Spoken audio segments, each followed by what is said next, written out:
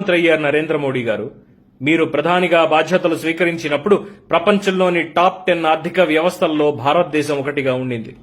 ఇవే కాకుండా GSLV, Mangalyaan, monorail, metro rail, అంతర్జాతీయ విమానాశ్రయాలు, పృథ్వీ, అగ్ని, నాగ్ అణుజలాంతర్గాములు ఇవన్నీ మోడీ ప్రధాని కావడానికి ముందే సాధించింది. దయచేసి 60 ఏళ్లలో కాంగ్రెస్ ఏం సాధించిందని అడగకండి. మోడీ ప్రస్తుతం దేశానికి ప్రధానమంత్రిగా ఉన్నారు. మోదీ ఎన్ని ప్రభుత్వ రంగ సంస్థలను నిర్మించారు, ఎన్ని ఐఐటీలు కట్టారు, ఎన్ని ఎన్ఐటీలు కట్టారు, ఎన్ని ఐఐఎంలు కట్టారు, ఎన్ని డ్యాంలు కట్టారు, ఎన్ని ప్రాజెక్టులు నిర్మించారు.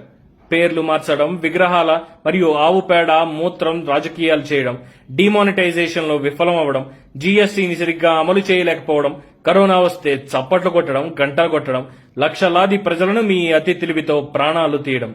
ఇదా? ఇంకా ఉన్నాయి.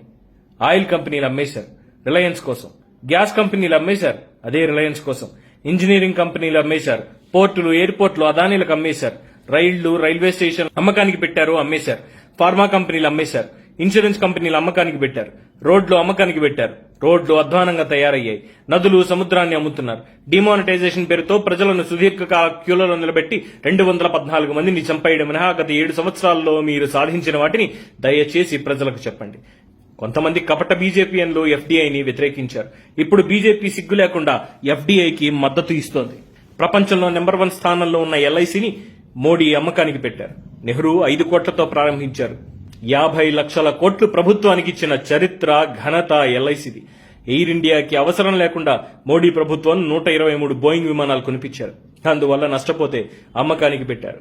విశాఖ స్టీల్ ప్లాంట్ ఆనాడు 4,898.4 కోట్లు అంటే 1.2 మిలియన్ టన్నులకు మాత్రమే ఇచ్చి చేతులు దులుపుకుంటే ఈనాడు వేల కోట్ల రూపాయల లాభాలు సంపాదించి 7.3 ఎంటీకి విస్తరణ చేయడం జరిగింది. అప్పుల పేరుతో అదానీలకు 1350 కోట్లకు అప్పచెప్పే ప్రయత్నం మోడీ ప్రభుత్వం చేస్తోంది. బాల్కో ఇండస్ట్రీ 25,000 కోట్ల ప్లాంట్ 511 కోట్లకు వేదాంతకు బీజేపీకి అమ్మేశారు. అజిత్ జోకి రాష్ట్ర ప్రభుత్వం 550 కోట్లకు అడిగారు, అయినా సరే ఇవ్వలేదు. బీజేపీ భారతదేశాన్ని అంబానీలకి, అదానీలకి అమ్ముతోంది. రాఫెల్ ఒప్పందం అనిల్ అంబానీకి 2 నెలల వయసున్న కంపెనీని అప్పగించారు. భారత ప్రభుత్వ యాజమాన్యంలోని హెచ్ఏఎల్కి వాళ్ళని అనిపించలేదు. బీజేపీ పెట్రోల్, డీజిల్ 100కి చేరింది. ఎల్పీజీ ధరలు 1000కి చేరుకునేలా ఎక్కువ పన్నులు పెంచింది. ముడి చమురు ధరలు $144 ఉన్న సమయంలో 75 మాత్రమే పెట్రోల్ ధర. ఇప్పుడు $50 ముడి చమురు ఉంటే 100కి పైగా చేరింది రాష్ట్రంలో పెట్రోల్ ధర.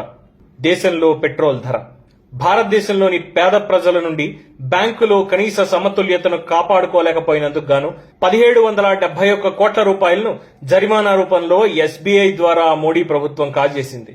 అమిత్ షా కుమారుడు జైషా, శౌర్య దోవల్, అంబానీలు, అదానీ, బాబా రామ్దేవ్ ఇక పతంజలి గ్రూప్ మరియు బీజేపీకి స్పాన్సర్ చేసే వ్యక్తుల ఆస్తుల పెంపు కోసం ప్రభుత్వ రంగ సంస్థలను అమ్మేసే కుట్ర జరుగుతోంది. గంగానదిని శుభ్రం చేయడానికి 3,000 కోట్లు, పటేల్ విగ్రహానికి 4,800 కోట్లు, శివాజీ విగ్రహానికి 3,500 కోట్ల రూపాయలు ఖర్చు చేసింది.